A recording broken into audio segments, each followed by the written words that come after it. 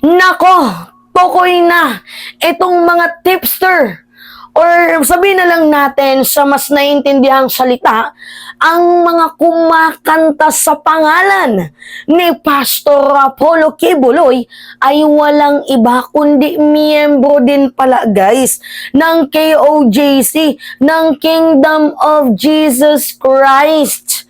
Yung mga nagbibigay ng info kay Kibuloy kung nasaan siya, 'di ba? Ano yung information niya, yung mga nagbibigay ng tips. Mga miyembro din pala, guys, ng Kingdom of Jesus Christ.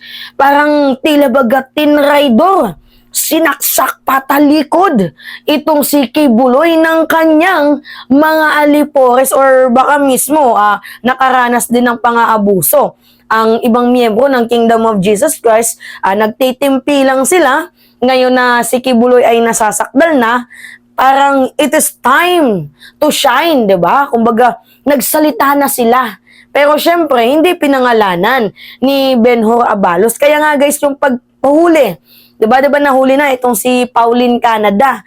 Nung nahuli, itong si Pauline Canada, isa po guys sa mga nag-tip sa kanila ay nasa miyembro din pala mismo ng Kingdom of Jesus Christ. Yun nga lang, sabi ni Benhur Abalos ay medyo nagiging maingat sila. Bine-verified nga muna nila yung info. Kasi may mga KOJC na nanti-trip lang. Pero yung pinakapunto natin dito guys, tinaridor. Kumbaga, binabackstab na itong si Kibuloy ng kanyang sariling mga miyembro. Dito nga po guys sa ilalim ng Kingdom of Jesus Christ. O, ito yung balita. Panoodin ninyo Pakinggan nyo. Well, maraming info kung saan-saan. But again, mukhang we are on the right track here. Okay?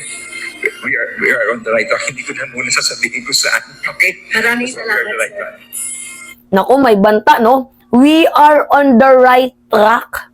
Ibig sabihin, alam na nga nila kung nasaan. Nag-aantay lang sila ng tamang panahon, pagkakataon, oras. 'Di ba? Kumbaga yung paglusob nila, yung hindi mo inaasahan. Well, aasahan naman talaga ni Kibuloy na huhulihin siya. 10 milyon ba naman, 'di ba? Anyway, May tinututukan ng impormasyon ang Philippine National Police sa posibleng kinaroroonan ni Kingdom of Jesus Christ leader Apollo Kibuloy at 4 na co-accused nito. Ayon kay Interior and Local Government Secretary Benhur Abalos, marami na ang nagpapadala ng mga impormasyon sa PNP matapos na ilabas ang reward money para sa paghahanap sa mga akusado. 10 milyong piso ang alok na reward sa mga pagbibigay ng impormasyon para maaresto si Kibuloy, habang tig-1 milyong piso naman sa mga co-accused nito. Yes. Yung mga ganun bagay. Yung mga sightings, kung saan siya ngayon, mga kasama niya. Yes. May natanggap na rin umano silang impormasyon mula sa mga nagpapakilalang miyembro ng religious group na pinamumunuan nito. Kailangan lang aniya ito 'di ba? Narinig niyo 'yon?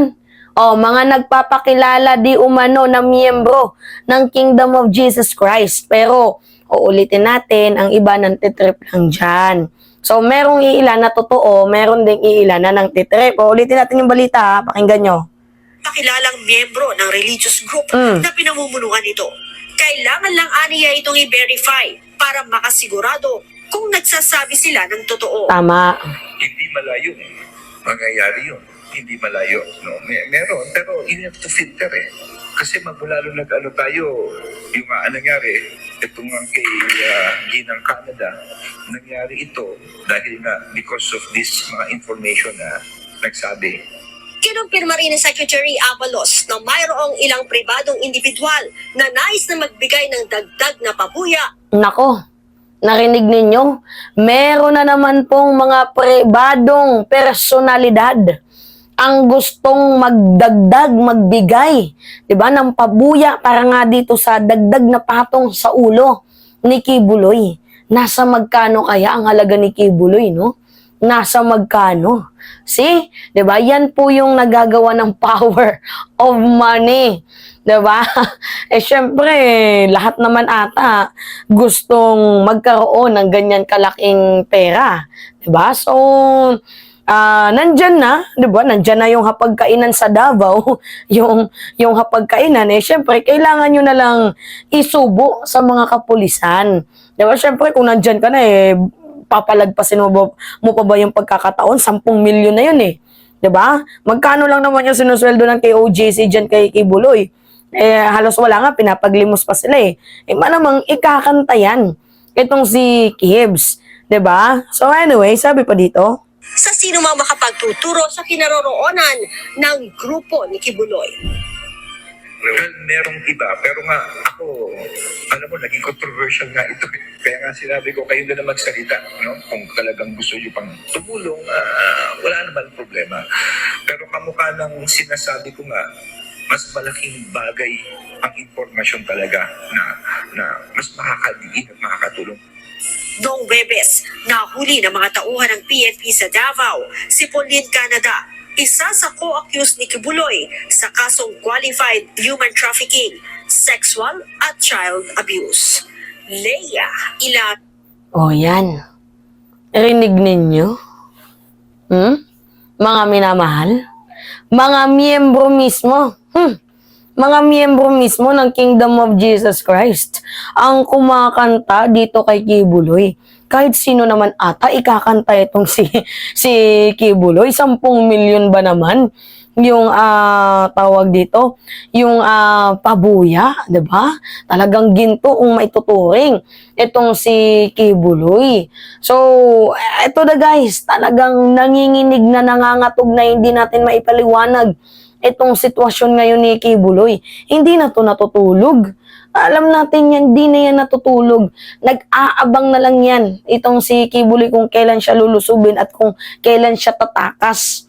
Diba? Nag-iisip niyan kung magba-backdoor ba siya, papunta ng China, diba? Pero yung pinakapunto natin dito, saludo naman ako sa iilang miyembro ng KOJC na namulat na din sa katotohanan at ikinanta na nga itong si Kibuloy. So, sabi nga ni Benhur Abalos, meron na talaga silang information. As in, meron na talaga.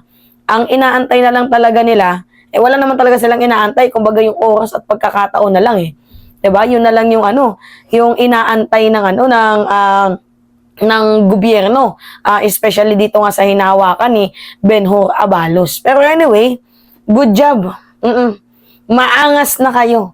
Yung mga namulat sa katotohanan na miyembro ng KOJC, maangas kayo. Tama yun, yung ginagawa ninyo na ikanta.